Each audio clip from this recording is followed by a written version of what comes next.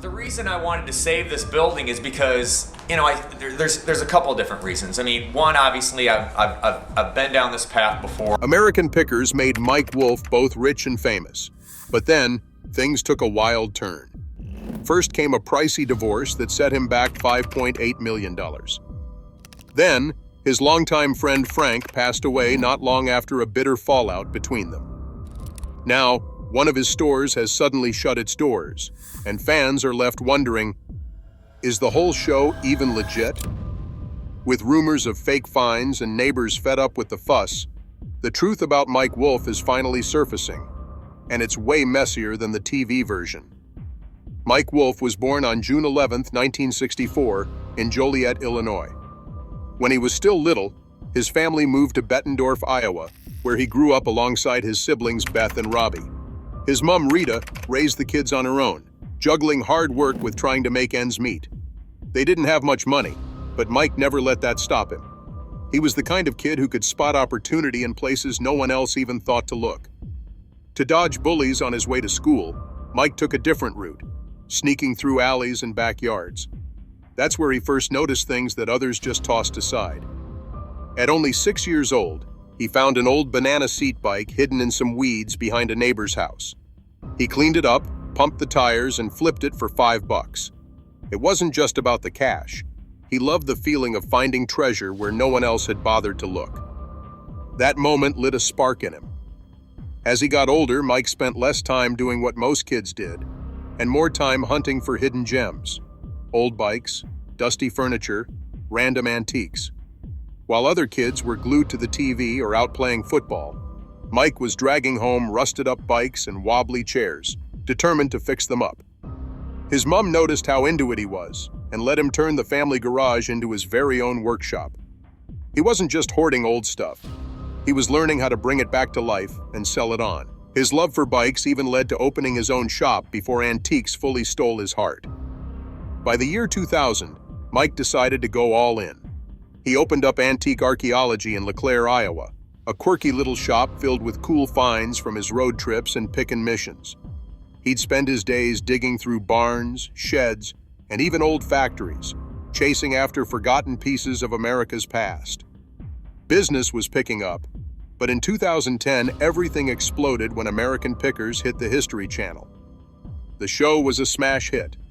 People couldn't get enough of Mike and his team uncovering old treasures in the most unexpected places. But the real charm wasn't just the antiques, it was the stories. Each item had a history, a bit of soul, and Mike knew how to bring those stories to life. As the show grew more popular, Antique Archaeology expanded too. Mike opened another store in Nashville, Tennessee, inside a beautifully restored old car factory.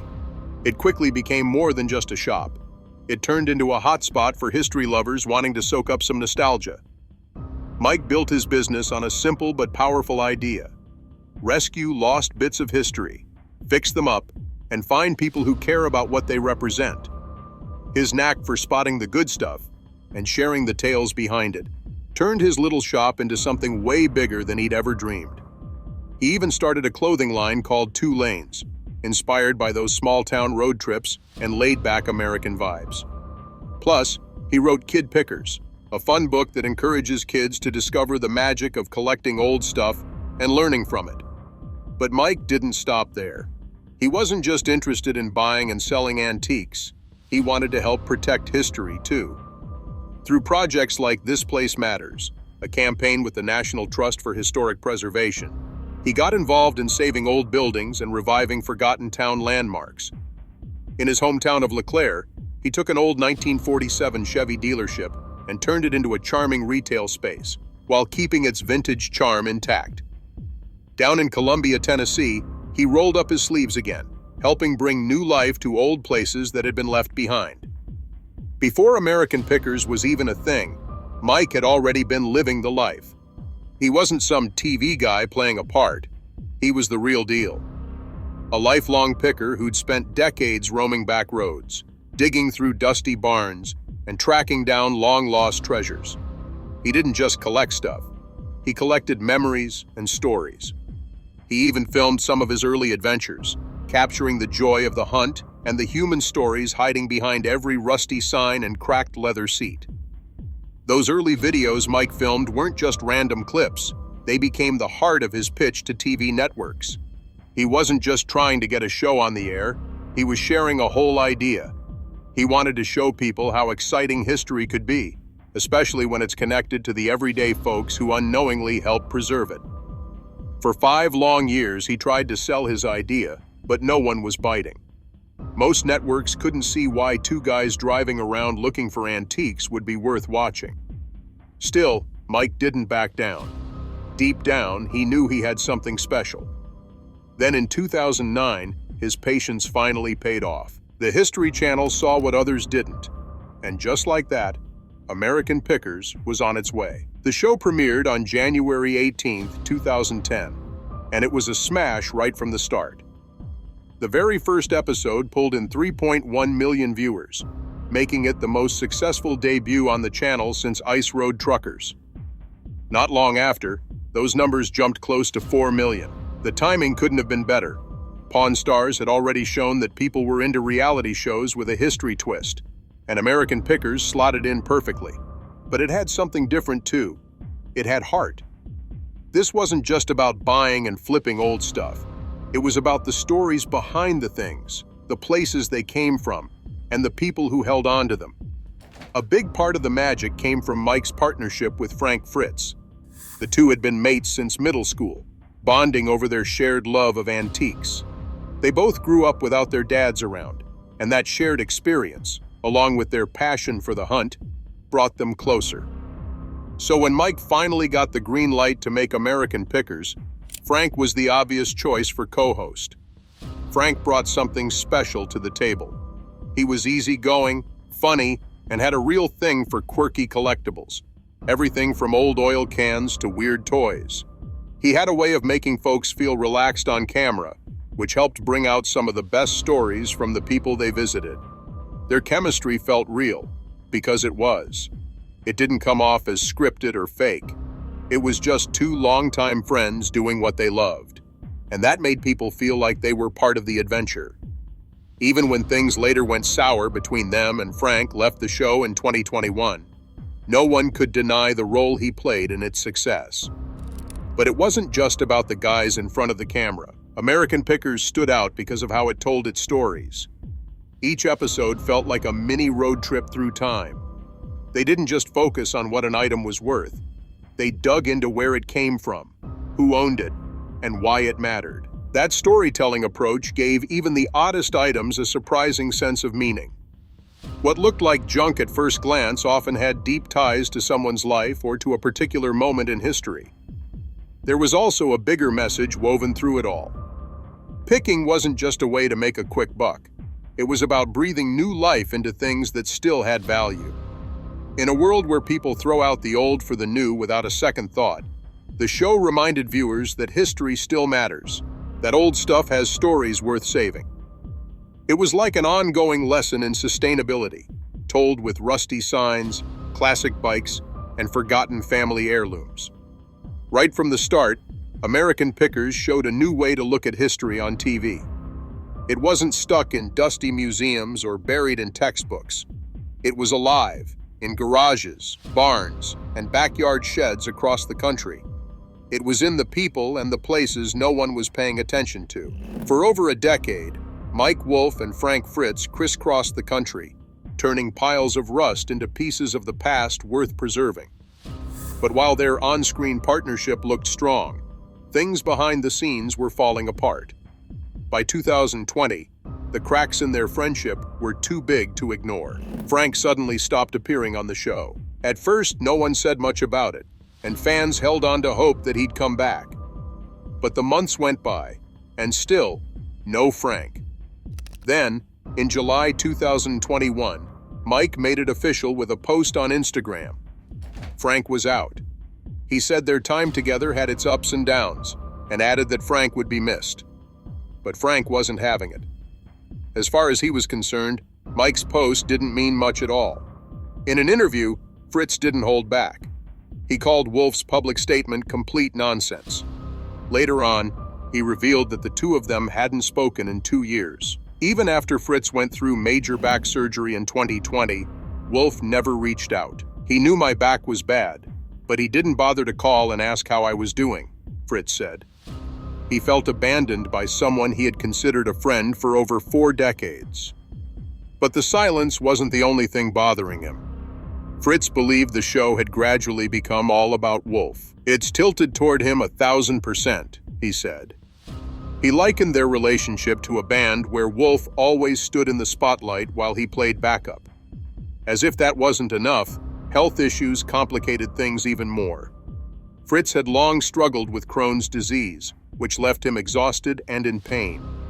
His 2020 back surgery kept him off the road for months. During that time, he became addicted to painkillers. The network had strict policies about drug use, and Fritz reportedly failed some of the required screenings, giving them more reason to keep him away from the cameras. Still, Fritz stood by his claim that he didn't leave the show voluntarily. He was fired. The feud wasn't just behind closed doors. It played out for the world to see. Fritz accused Wolfe of edging him out to make space for his brother Robbie, who had started popping up on the show more often. Wolfe claimed the opposite, saying he'd supported Fritz and even encouraged him to seek help. He described their split as heartbreaking, like losing a brother. By the middle of 2021, it was official. The History Channel confirmed Fritz was no longer part of the show. Fans weren't happy. After all, they'd watched him and Wolfe crisscross America for more than 300 episodes since the series kicked off in 2010. To many, the show just didn't feel the same without him. Some even launched petitions, hoping to bring him back. But by then, Fritz's health had become more important than television. Then, in July 2022, things took a devastating turn. Fritz suffered a serious stroke that left him partly paralyzed and confined to a bed. His condition never improved. On September 30th, 2024, at the age of 60, he passed away. Despite everything, Wolfe was reportedly by his side during his final days. They had quietly mended fences in May 2023. After Fritz died, Wolfe posted a heartfelt tribute on Instagram, calling him a dreamer who was as emotional as he was hilarious. While Mike Wolfe made his name by rooting through barns and garages to find hidden gems on American pickers, his public image has taken some hits. Some viewers have started to question whether the show is really as unscripted as it claims to be, while others have criticized how he handles his businesses. More recently, one of his town restoration projects stirred up backlash. These controversies haven't stopped him from moving forward, but they've definitely reshaped how people view him. One of the biggest controversies in American Pickers history happened in the 2016 episode titled "Shelby in the Barn." In that episode, Wolfe and his co-worker John S. were supposed to be looking for a neon Chevy sign in Alabama. Instead, they stumbled across something much rarer, a 1967 Shelby Mustang GT 500. The car had supposedly been sitting in that spot for over 40 years, untouched. The discovery felt almost too perfect, and fans immediately had questions. People flocked to Facebook and Reddit, wondering how such a valuable car just happened to show up on camera. Some fans speculated that producers had done some scouting ahead of time and staged the discovery to boost excitement. Others pointed out that all reality TV involves some pre-planning, but this particular moment just seemed overly convenient. The money angle didn't help either. Even in rough condition, the car was worth about $75,000, and restoring it would cost well over $100,000. Wolfe tried to buy it, but the owner declined, saying the car had emotional value. That only added fuel to the fire. Some viewers were convinced the moment was scripted for drama, while others argued that a little showbiz flair was necessary to keep things interesting. Either way, it became one of the most buzzed-about discoveries in the show's entire run. Outside of the show, Wolfe's business dealings haven't been without criticism. In 2022, one customer accused his store, Antique Archaeology, of canceling a confirmed order just to take a higher offer. They'd placed the order online, got a confirmation email, and then, out of the blue, received a refund with no explanation. Feeling suspicious, The buyer filed a complaint with the Better Business Bureau. "I think they took a bigger offer," they wrote. "I just want them to stand by the sale like they said they would." The shop replied that the item had been sold to two people at the same time. On January 21, 2022, things got messy for Mike Wolfe's shop. Within just a few hours, a system glitch let two separate payments go through for the same item before the inventory could catch up. The second buyer's payment ended up being refunded, but that didn't stop the frustration. The store explained what happened, but not everyone was buying it. The complaints weren't exactly new. Some customers had been grumbling for a while. People pointed to the sky-high prices, like basic vintage signs going for $900 and branded socks priced at $18. Even though the business pulls in around $900,000 a year, it left some fans questioning if Wolfe was more focused on profits than fairness. After the online ordering mess, Wolfe's team promised they'd improve the website to prevent anything like that from happening again. But the most intense criticism Wolfe has faced actually had nothing to do with American Pickers or his store. It was all about what he was doing in Columbia, Tennessee. In 2022, he bought a historic home there for $700,000 and dropped over $1 million restoring it back to its original design. And that was just the beginning. He also picked up several other properties, including a vacation rental called 2 Lanes and a bike shop. His goal was to bring fresh energy and new business into the town. Some folks were excited about the upgrades, but others weren't thrilled. Critics said he was driving up property prices and changing the town's vibe. Things heated up even more when word spread about an $83 million plan for a 6-story condo complex. Locals started to worry that Columbia's small-town charm was slipping away, and that longtime residents might get priced out. Wolfe, on the other hand, sees himself as a preservationist. He says his projects are about saving the town's past while creating new opportunities. On social media, he often shares his restoration work and proudly shows off his classic car collection, including a 1959 Chevrolet El Camino valued at $42,400. But his love of vintage treasures hasn't stopped the backlash. The argument over what he's doing in Columbia has sparked a bigger conversation. At what point does restoring a town cross the line into gentrification? While Mike's made a name for himself digging through barns and garages for lost gems, his personal life has had its own share of twists and turns. He married Jody Faith in 2012, and for nearly 10 years they built a life together.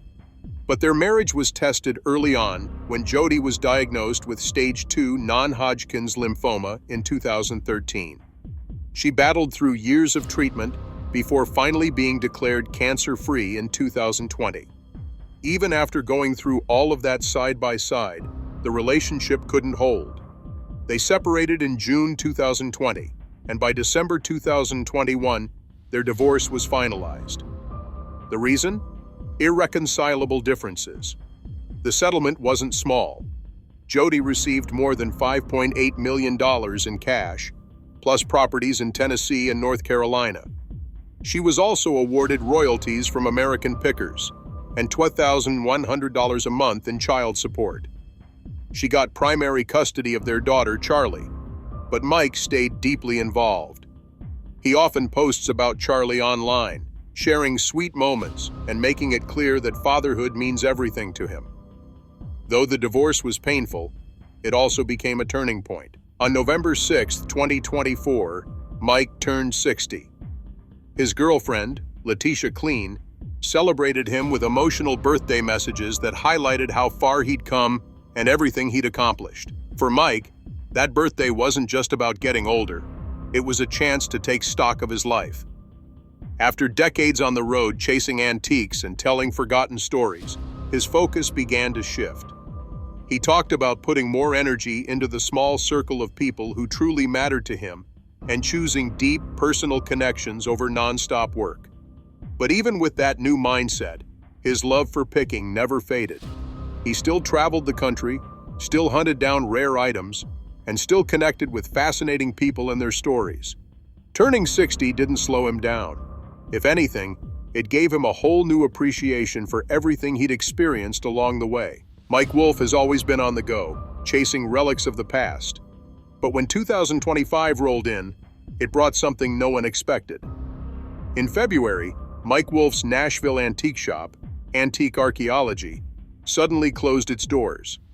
According to the official word, the shutdown was due to a gas leak caused by nearby construction, something entirely out of his control.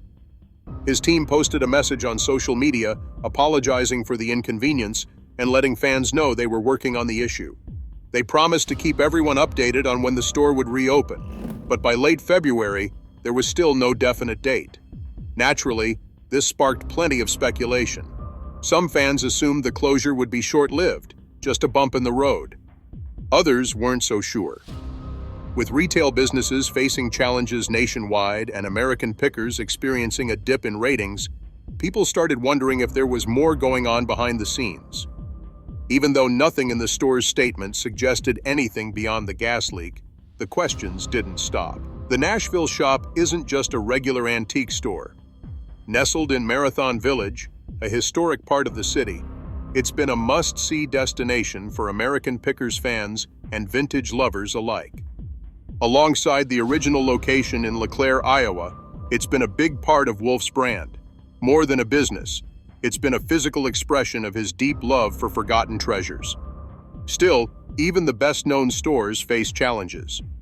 Running a brick-and-mortar shop comes with risks like surprise closures, rising operating costs, and changing customer habits. Mike Wolfe knows this better than most.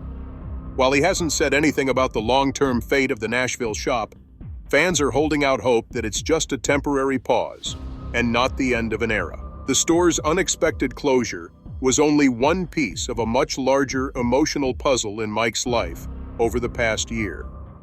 2024 had already been heavy, marked by personal heartbreak and major life shifts. One of the biggest moments came in September, when Frank Fritz, Wolfe's longtime friend and original co-star on American Pickers, passed away. Their friendship had become strained in recent years after Frank's departure from the show in 2020 due to serious health issues. The two hadn't always seen eye to eye after that, but despite all the tension and public feuding, Wolfe was there in the end, holding Frank's hand as he took his final breath. It was a powerful reminder of the decades they'd shared together, building something that connected with millions of viewers and turning their shared love for old things into something truly unforgettable. Even with all these emotional changes swirling around, Mike hasn't hit the brakes. American Pickers is heading back out on the road again, with filming scheduled to restart in South Carolina in February 2025. Producers have invited locals to take part, calling for folks with one-of-a-kind collections and interesting stories to reach out. It's clear the team is trying to breathe new life into the show, especially since its viewership has dipped in recent years. But Mike has never been one to give up on a good story.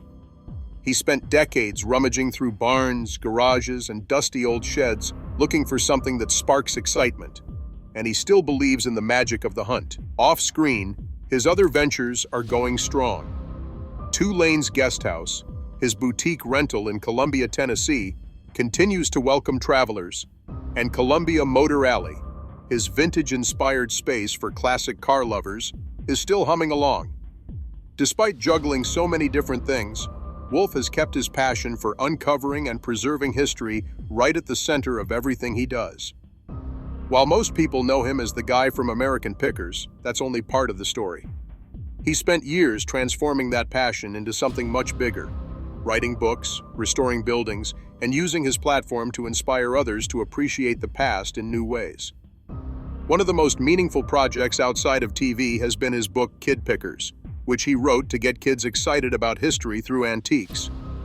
Wolfe wants young people to see vintage items not just as old stuff, but as clues to the lives and stories of those who came before. For him, every object has a tale worth telling, and he spent his life making sure those stories don't get lost. The book encourages kids to dive into the past by teaching them how to search for hidden treasures, dig into their histories, and understand why these old items still matter. It's not just a guide, it's a reflection of how Mike Wolfe sees the world. He's never been just a collector. He's a storyteller, someone who's always trying to pass down what he's learned to the next generation. That passion is also what led him to create Antique Archaeology, a brand that's grown far beyond picking. Through it, he offers a wide range of gear: hats, t-shirts, and accessories, all inspired by his adventures. For fans, it's not just merchandise. It's a way to feel part of his journey and the spirit of discovery that fuels American pickers. Wolfe runs 2 physical antique archaeology stores, one in LeClaire, Iowa, and the other in Nashville, Tennessee. Each one is packed with incredible finds from his travels, making them more than just retail spaces. These shops are like living museums, where every object tells a story. But Mike's passion goes beyond just collecting and selling antiques. He's on a mission to protect the places where history happened. He works with the National Trust for Historic Preservation and uses his platform to draw attention to buildings and landmarks that are at risk of disappearing. One of the campaigns he's most passionate about is This Place Matters, which aims to encourage people to save the historical spaces that shape America's identity. He doesn't just raise awareness, he takes action. In Columbia, Tennessee, he bought a 1947 Chevy dealership that had been sitting empty for years. But instead of gutting it or rebuilding something entirely new, he restored it with care, preserving all of its original charm. Now it functions as a retail space, but it also stands as a perfect example of how the old and the new can coexist. To Wolfe, restoring a building isn't just about fixing up a structure, it's about reviving a piece of community memory. He knows that when historical buildings disappear, towns lose more than just physical spaces. They lose stories, connections, and part of what makes them special. That's why he continues to invest time and money into places like LeClaire and Columbia. He's helping to shape their future not only by restoring the past, but by creating new opportunities. One of his biggest projects is called Nashville's Big Backyard. It's designed to boost economic growth in small towns with fewer than 5,000 people, stretching from Muscle Shoals, Alabama, to Leiper's Fork, Tennessee. The idea is to support these communities by helping them attract remote workers and tourists.